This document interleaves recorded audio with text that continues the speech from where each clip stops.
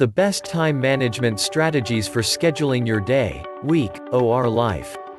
What's the best time management strategy out there? Unfortunately, anyone who tells you they have the answer to that question is lying. The truth is there's no single time management system that works for every single person. They all have their strengths and weaknesses, and their results will vary depending on your circumstances, goals, and personality. By the hour. This works well for the chronic procrastinator, those who say they will do it later and then wonder why it never gets done. Instead of getting overwhelmed, tackle your to-do list in small manageable chunks. Scheduling your time by the hour takes little effort to implement but provides real results. The Pomodoro Method. Rather than trying to work flat out, break down your day into a series of work sprints with a short rest period after each session. Set a timer for 25 minutes and focus exclusively on your work for that time, take a 5 minutes break, and repeat. Some people find that taking a 5 minutes break destroys their flow. But it does help to break long complex tasks into a series on manageable sprints. The 2-minute rule. The 2-minute rule is a strategy for quickly assessing and taking action on small tasks so they don't take up too much mental energy. Ask yourself if a task is going to take you 2 minutes or less. If so, just do it. The next hour. This method involves literally planning out each of your next hours, rather than your whole day. Start the day by writing a list of what you intend to do over the next hour. Top up the list throughout the day so it always contains approximately 1 hour's work. By the day.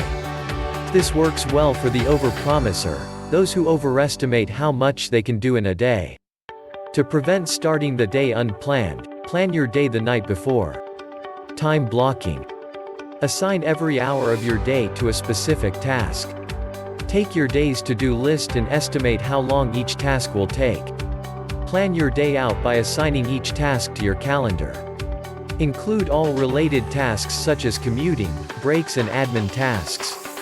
Eating the frog. Eating the frog means taking the biggest job you need to do and tackling it at the very start of the day, getting it over and done with. Check out your to-do list. Pick the task you've been putting off. Natural energy cycles. Identify when your peaks troughs are and plan your day around your energy levels. Alternatively, you can also work with your chronotype. Bears are active in the day, but they'll likely hit the snooze button before they get up. They're best tackling intensive tasks just before noon. Lions are early risers and are most productive in the morning. Wolves would prefer to sleep through the morning. They peak late morning and late evening. Dolphins are light sleepers. They should save intensive tasks for later in the day and are most productive in sprints. Big rocks first. The method involves identifying your big rocks, i.e. your priorities, then planning your day around them. By the week. This is for the constantly overcommitted, those who struggle to fit everything into a single day cycle. Theme days.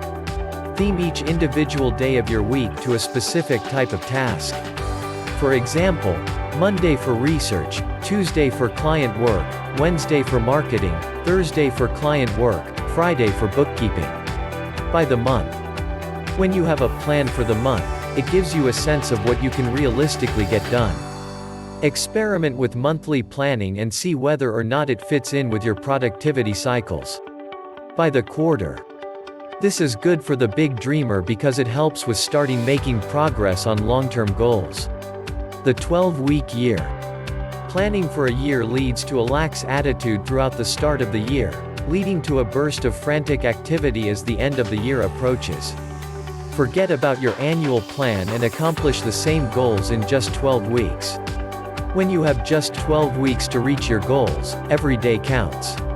It encourages you to think in terms of what you can accomplish in less time. Promotes daily action to accomplish long-term goals.